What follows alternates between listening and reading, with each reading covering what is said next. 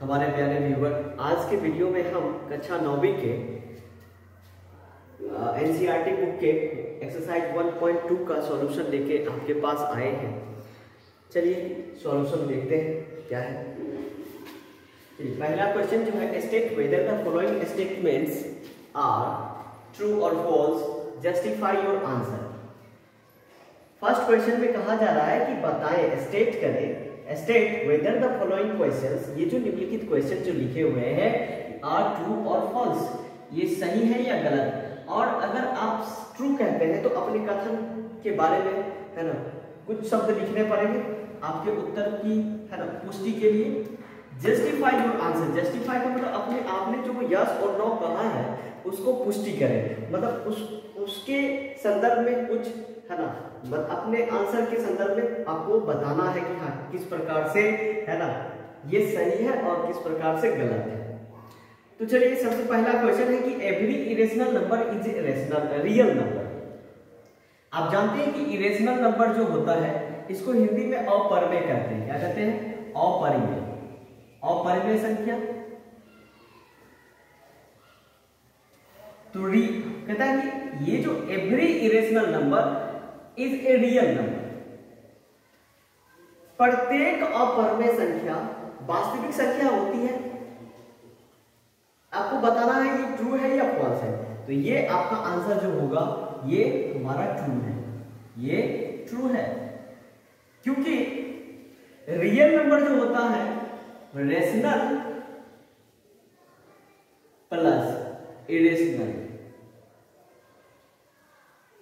ये दोनों के ग्रुप मिलने के बाद ही कहलाता है रियल नंबर। ठीक है, तो रेशनल नंबर, रियल नंबर में रेशनल नंबर भी होते हैं और इरेशनल नंबर भी होते हैं। तो स्वाभाविक है कि जितने भी इरेशनल होंगे वो भी रियल कहलाएंगे और जितने भी रेशनल होंगे वो भी रियल कहलाएंगे।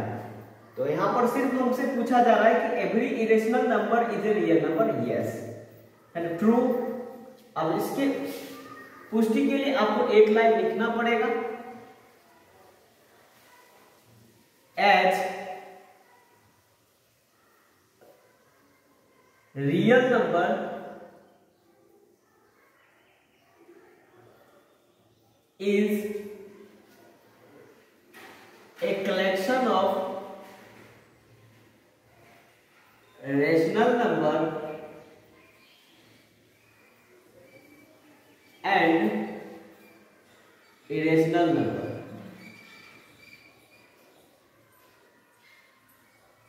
चलिए यही बस आपको एक लाइन लिखना है। Every point on the number line of the square root of any other number, every points on the number line each of the square root, sorry question कुछ छूट गया। every points on the number line each of the square roots of any other number,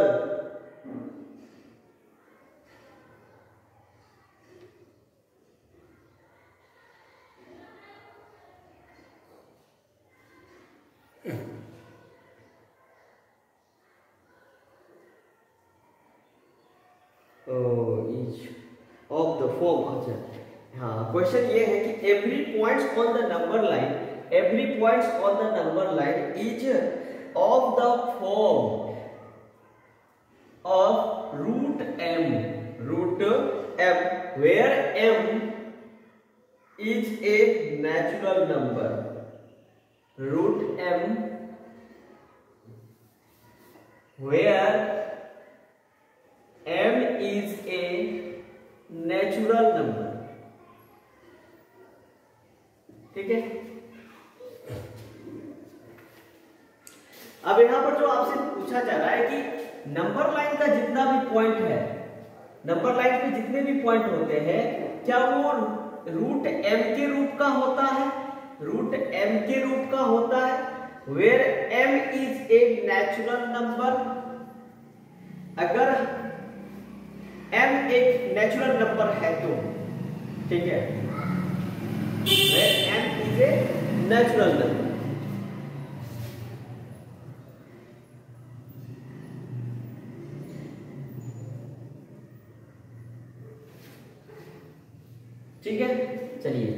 तो चलिए हम number line एक बना लेते हैं, एक नंबर लाइन। आप यहाँ देख रहे हैं कि नंबर लाइन पर यहाँ पर ये 0 होता है, ये 1 होता है। 0 के दाहिने राइट साइड में हम पॉजिटिव नंबर लिखते हैं और 0 के लेफ्ट साइड में हम निगेटिव नंबर लिखते हैं, इस तरह से। अब every points on the number line, every points on the number line is of the form of root m। क्या ये रूट m के रूप का होगा? Where m is a natural number, और नेचुरल नंबर किसको कहते हैं? काउंटिंग नंबर को क्या कहते हैं? नेचुरल नंबर कहते हैं। काउंटिंग नंबर को नेचुरल नंबर कहा जाता है। तो इसका जो आंसर आपको भी करना है फॉल्स, क्योंकि अगर हम रूट के अंदर रूट m है, अगर हम इसमें अगर 1 लिख दे तो चलिए इसका तो ये 1 के रूप में आ जाएगा, लेकिन अगर रूट m की जगह पर हम 2 लिख दे तो हमारा कुछ आंसर डेसिमल में आएगा, समथिंग डेसिमल, इस तरह से कुछ आएगा, ठीक है। अगर हम रूट 3 लिख दे तो भी डेसिमल में कुछ आएगा, डेसिमल में। तो m अगर नेचुरल नंबर है तो ये मतलब कहने का मतलब प्रत्येक नेचुरल नंबर का स्क्वायर रूट राउंड फिगर में नहीं हो सकता है, और every point on the number line, है ना। अब ये नंबर लाइन का प्रत्येक पॉइंट कहता है रूट m के रूप का होगा, तो अगर प्रत्येक पॉइंट की बात सोचे तो यहाँ पर -1 भी एक पॉइंट है, -2 भी पॉइंट है। तो रूट के अंदर में जब हम माइनस वाली संख्या को डाल देंगे, माइनस वाली संख्या को, तो m की जगह पर हम -1 लिखे तो हम इसका वैल्यू निकाल ही नहीं पाएंगे। तो यहां पर हमको जो आंसर लिखना है, ठीक है, फॉल्स। ये कथन हमारा क्या है? आंसर में लिख देना है false, because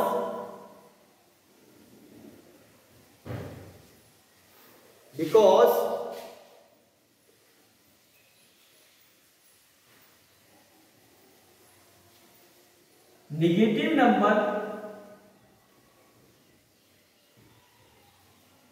cannot be expressed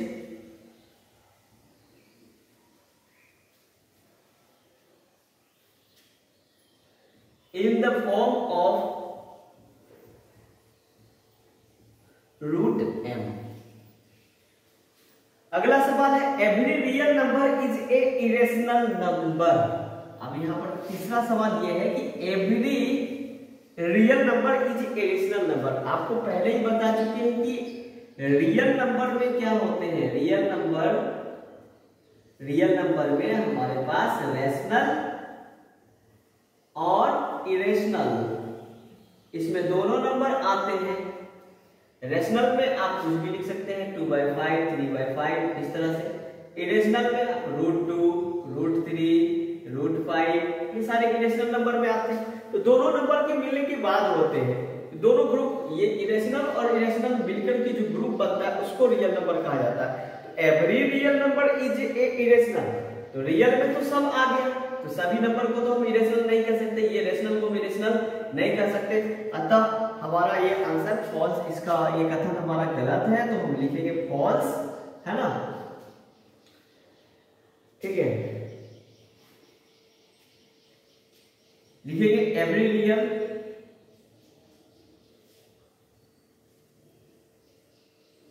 number can not be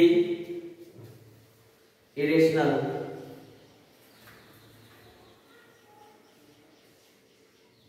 because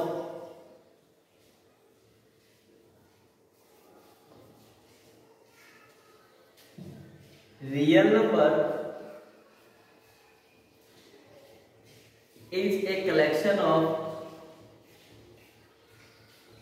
rational and irrational, ठीक है।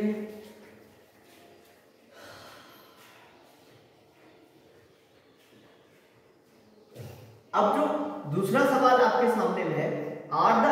Square roots of all positive integers are the square roots of all positive integers irrational.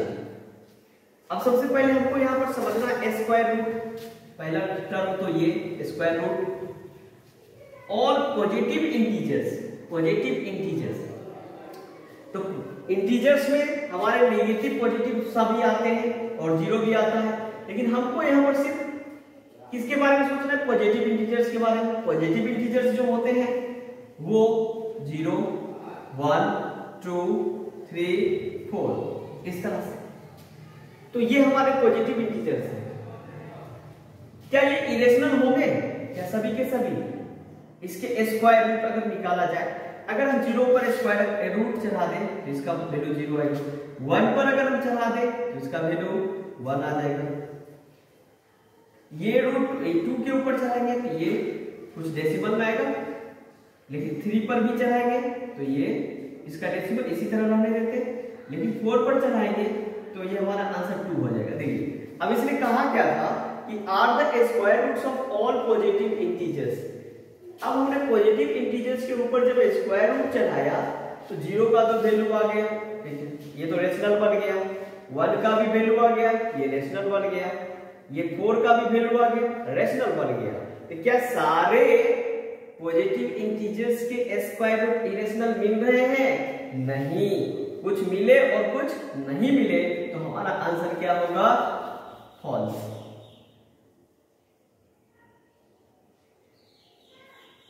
ठीक है, यहां पर लिखेंगे चूंकि as the square root of 4 square root of 4 is 2 and square root 2 of 9 is 3।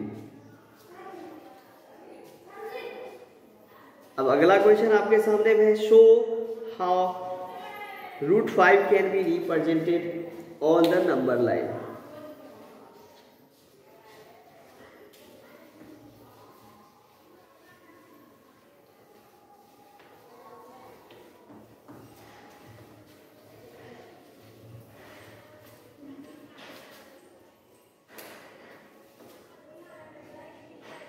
So how root 5 can be represented on the number line। चलिए number line पर हम root 5 को दिखाते हैं। अच्छा, सबसे पहले ये बात जानिए कि नंबर लाइन पर रूट 5 दिखा रहे हैं, हमारे पास ये नंबर लाइन है, नंबर लाइन है, तो हमने यहाँ पर ये पॉइंट 0 है, यहाँ पर हमने 1 यूनिट लिया, 1 और इतना ही यूनिट का बराबर करते हुए लिखते जाएंगे। ये -1, -2 और इधर -3। अब चलिए, अब रूट 5 है तो रूट 5 को क्या हम इस तरह से लिख सकते हैं? रूट के अंदर में 2 का स्क्वायर प्लस 1 का स्क्वायर, 2 दूनी 4, 2 गुना 2 प्लस 1, 4 1 5। तो इसको हम लिख सकते हैं इस तरह से। आपने पढ़ा होगा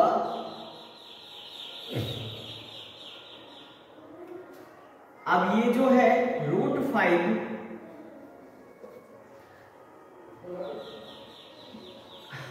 आप जानते हैं पाइथागोरस थ्योरम के बारे में, वहां पर हमको सिखाया जाता है कि लंब का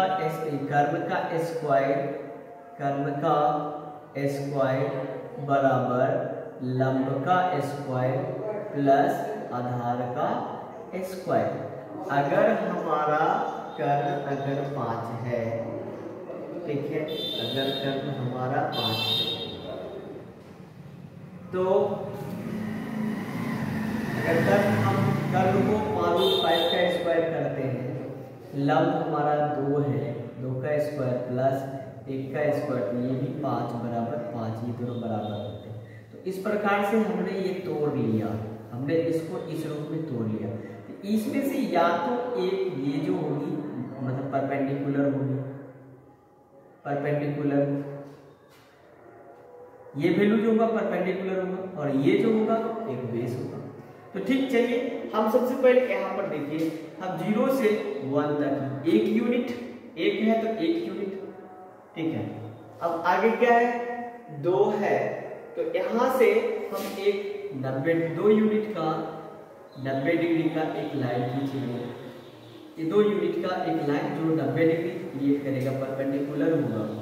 तो ये वाली जो, अगर ये 1 है, यहाँ से यहाँ तक एक यूनिट है और ये 2 यूनिट है ना, तो और ये राइट एंगल बन रहा है, तो राइट एंगल ट्रायंगल के अनुसार ये हमारा √5 हो जाएगा।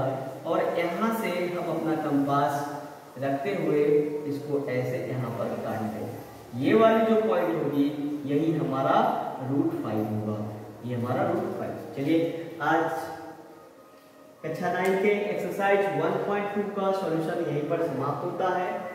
धन्यवाद। वीडियो को लाइक और शेयर करें।